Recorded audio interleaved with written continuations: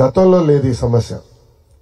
మన fitment issue లేదు, IR issues లేవు, ఈ మెడికల్ ఇష్యూస్ లేవు, జీపీఎఫ్ లేదు, ఇష్యూస్ లేవు. రిటైర్ అయిన వెంటనే బెనిఫిట్స్ కూడా వచ్చేది, అవన్నీ ఇప్పుడు ఆగిపోయినాయి. So we need to stream line this first. తప్పనిసరిగా ఇది మొత్తం స్ట్రీమ్ లైన్ చేసే బాధ్యత బాబు గారు తీసుకుంటారు. చాలా మంది అడుగుతారు బాబు గారు ఎట్లా చేస్తారు అని. అనుభవం ఉంది ఆయనకి. 1995లో ఆయన ముఖ్యమంత్రి అయినప్పుడు ఇలాంటి పరిస్థితుల్లోనే ముఖ్యమంత్రి అయ్యారు. 2014లో మళ్ళీ ముఖ్యమంత్రి అయినప్పుడు ఇలాంటి పరిస్థితుల్లోనే మళ్ళీ ముఖ్యమంత్రి అయ్యారు. ప్రజలు కూడా చంద్రబాబు గారు కష్టకాలాల్లో గుర్తొస్తారు. ఆయన అన్ని సెట్ చేస్తారు, మళ్ళీ మర్చిపోతారు. నేను బాబు గారికి ఎప్పుడు చెప్తా, అనుభవించేది దేవుడు మీకు రాసలేదు సార్, మీరు కష్టజీవి అని చెప్తాను నేను. ఆయన నిరంతరం కష్టపడతాడు. ఆయన జీవితాంతం మొత్తం చేస్తే కష్టమే. ప్రజల గురించి ఎప్పుడు ఆలోచిస్తాడు ఆయన. So this is something will take care. Thank you very much.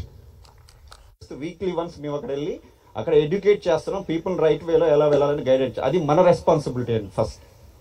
తర్వాత సార్ నేను అబ్జర్వ్ చేసింది ఏంటంటే when it comes to electronics manufacturing cluster కి we wanted to bring the entire eco system.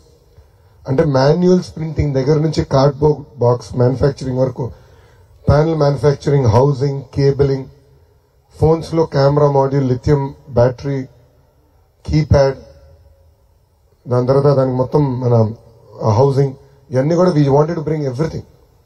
ఒక్కొక్క కంపెనీ వెతుక్కుంటే వెళ్ళాం. We want to bring the entire ecosystem within 100 kilometers.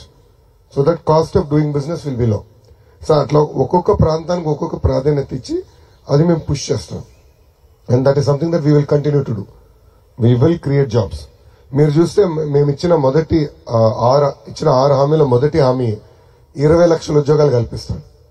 20 lakh jobs.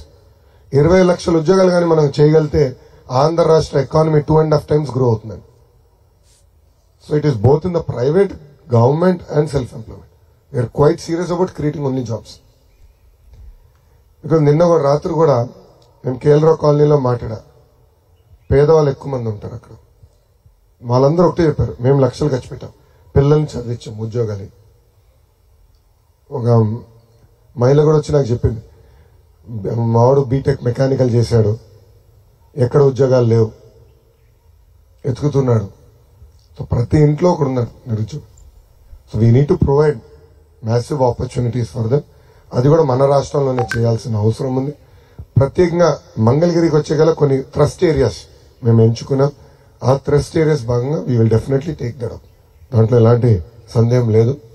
వ్యవసాయ రంగంతో మేము ఆనాడు మొదలు పెట్టామండి పాలసీ ఫ్రేమ్వర్క్. అది కింద వరకు ఇంకా అన్ని ప్రాంతాలకి రాలా. రాయలసీమలో ఈరోజు అరటి ఈ స్థాయికి వచ్చిందంటే దానికి కారణం చంద్రబాబు నాయుడు గారు. అరటి రైతులు చాలా బాగుపడ్డారు. నేను రాయలసీమ ప్రాంతం మొత్తం నడిచిన తర్వాత నాకు ఒక క్లారిటీ వచ్చింది, మామిడి పెద్ద ఎత్తున మనం ప్రమోట్ చేయొచ్చు. కానీ మామిడి కేవలం మన వెరైటీస్ కాదు, ప్రపంచానికి కావాల్సిన వెరైటీస్ మనం వేయాలి. మన ఆలోచన ఎప్పుడైనా మన వెరైటీస్ మనకు ఉంటాయి, మన వెరైటీసే వేద్దామని.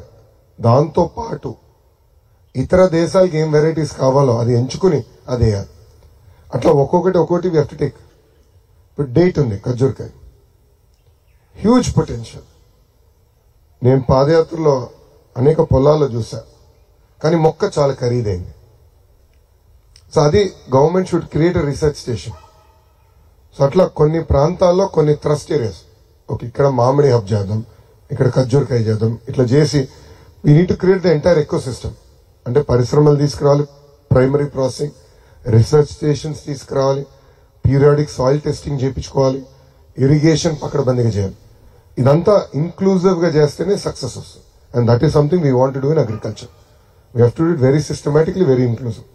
ఉభయ గోదావరి జిల్లాకు వచ్చి గల పామ్ ఆయిల్ ఇస్ బిగ్, కానీ పామ్ ఆయిల్ రైతులు కూడా ఒక సంక్షోభంలో ఉన్నారు ఈరోజు. బట్ ఇంకో పక్కన మనం పామ్ ఆయిల్ ఇంపోర్ట్ చేసుకుంటున్నాం. సో సపోర్ట్స్ మన అంటే కేంద్రంలో regulations are not correct. So inflation వచ్చే గల ఇంపోర్ట్ డ్యూటీ విపరీతంగా తగ్గించేస్తున్నాం. బట్ ఇన్ఫ్లేషన్ కంట్రోల్కి వచ్చే గల we are not able to increase import duty. దానివల్ల డొమెస్టిక్ పామ్ ఆయిల్ ప్రొడక్షన్ దెబ్బతింటుంది. సో అన్నతో నేను మాట్లాడతాను, we'll have to work with commerce ministry to create a automated sort of a slab system.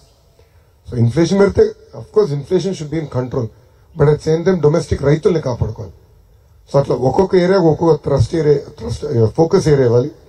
ఇచ్చి we'll take it up quite seriously in agriculture. Thank you. గంజాయిలో మునిగి తేలుతున్నారు అని ఈ 4 సంవత్సరాల్లో మనం ఎక్కువ విన్నాం.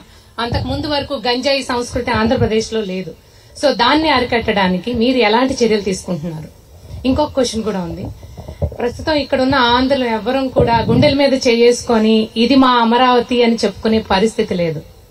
సో నెక్స్ట్ మేము గుండెల మీద మా అమరావతి మా రాజధాని అని మేము ఎంత గర్వంగా చెప్పుకోగలమో మీరు చేసి చూపించాలి. ఎలా చేస్తారు? తాడేపల్లి టౌన్ లో పెట్టుకున్నాం. అక్కడ 3 వార్డులో కూడా మహిళలు ముందరకు వచ్చి గంజాయి సమస్య చాలా తీవ్రంగా ఉంది, మా పిల్లలు గంజాయికి బానిసలు అయ్యారు, తల్లిదండ్రుల పైన చేసుకుంటున్నారు, ఇది కొంచెం సీరియస్ గా తీసుకోండి అని చెప్పే పరిస్థితికి వచ్చా. దీని అన్నిటికీ రూట్ కాజ్ ఒక వ్యక్తి, అతని పేరు అనంత బాబు. అతను వైకాపా పార్టీకి చెందిన ఎమ్మెల్సీ. అతను ట్రైబల్ ఏరియాలో గంజాయిని పెద్ద ఎత్తున ప్రోత్సహించి పోలీసు వాళ్ళు కూడా ఆ ఏరియాకి ఎంటర్ కానికుండా చేసి ఈ రోజు కోవిడ్ లాక్డౌన్ ని వాడుకుని ఒక నెట్వర్క్ తయారు చేశాడు. ఇది ఏ స్థాయికి వెళ్ళిందంటే చిత్తూరు జిల్లాకు కూడా గంజాయి వెళ్ళింది. అక్కడ చంద్రగిరి నియోజకవర్గం ఉందండి. చంద్రగిరి నియోజకవర్గంలో నేను పాదయాత్ర చేస్తున్నప్పుడు ఇట్లా లంచ్ లో బ్రేక్ తీసుకున్నా. ఒక తల్లి వచ్చి నన్ను కలిసింది. ఆ తల్లికి 3 కూతురులమ్మ. పెద్ద కూతురిని గంజాయికి బానిసలు చేసి శారీరకంగా వాడుకున్నారు వైకాపా నాయకులు. ఆ తల్లి వచ్చి నన్ను కలిసి మా పాపని కాపాడండి, సీఎంసీకి తీసుకెళ్తే మీరు ఒక్క మాట చెప్పండి అని అడిగేదానికి వచ్చింది. అప్పుడు ఆమె ఇంకో మాట చెప్పింది, మీరు గాని మా పెద్ద కూతురిని కాపాడబోతే ఆమె నేను చంపేస్తానని. అదేంటమ్మా అంత మాట్లాడినంటే మిగతా 2 కూతురులన్నా బాగుపడతారు కదా అని. ఇది కేవలం ఏదో ధనికుల ఇబ్బందో మధ్యతరగతి కుటుంబాల సమస్య కాదు. అన్ని ఎకనామిక్ స్ట్రాటాలు ఉన్న కుటుంబాలను నాశనం చేస్తుంది గంజాయి. ఒక తరం నాశనం చేస్తుంది గంజాయి. దీనికి చెక్ పెట్టాలంటే ముందల ట్రైబల్ ఏరియాలో చెక్ పెట్టాలి. బాబు గారు ముఖ్యమంత్రి ఉన్నప్పుడు డ్రోన్స్ పంపించారు, పీరియాడికలీ మ్యాప్ చేసేవారు. అది ఇప్పుడు మెషిన్ లెర్నింగ్ టెక్నాలజీ వచ్చేసింది.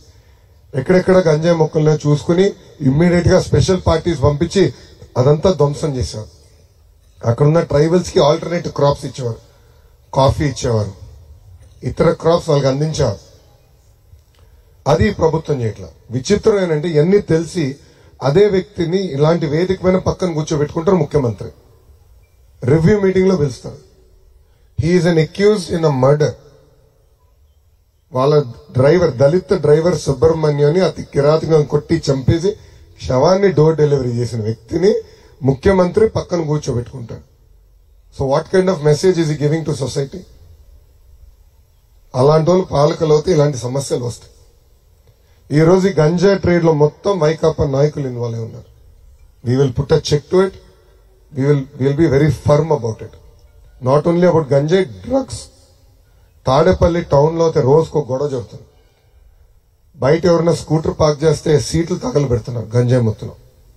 నిన్న రాత్రి కేఎల్రావు కాలనీలో రాత్రి ఒక తల్లి వచ్చి చెప్తుంది, అన్నా గంజాయికి మీరు చెక్ పెట్టాలి, మేము బట్టలు ఉతికేదానికి వెళ్ళినప్పుడు కూడా వీళ్ళు గంజాయి మొత్తంలో ఏదంటే అది మాడుతున్నారు, ఏదంటే అది చేస్తున్నారు, మీరు ఇది చెక్ పెట్టండి అని వాళ్ళు చెప్తున్నారు. ఇన్ఫాక్ట్ నాకు డౌట్ ఏంటంటే అసలు తాడేపల్లి టౌన్ లోనే ఎక్కువ ఉందేమో అనిపిస్తుంది. ఇది ముఖ్యమంత్రి గారు తెలుసో తెలీదో నాకు తెలియదు. ఆయనే దీనికి సమాధానం చెప్పాల్సిన అవసరం. రెండోది, అమరావతి అభివృద్ధికి వచ్చి గల ఆగిపోయిన పనులన్నీ మళ్ళీ స్టార్ట్ చేయాలి. It is very hard to restart. Zero నుంచి స్టార్ట్ చేస్తాం ఈజీ, బట్ ఆగిపోయిన పనులని రీస్టార్ట్ చేయాలంటే ఎక్కువ కష్టపడాల్సిన అవసరం. బట్ అది చంద్రబాబు నాయుడు గారు తెలిసిందే. తప్పనిసరిగా మళ్ళీ ఆగిపోయిన అమరావతి పనులన్నీ ప్రారంభిస్తాం, పూర్తి చేస్తామని ఈ సభాముఖం మీకు హామీ ఇస్తున్నాం. Thank you. చిన్న పిల్లవాడి బ్యాడ్జీలు పెట్టుకుని మేము తిరిగాం. ఆ రోజు 85లో పాతూరు కుంచనపల్లి విలేజ్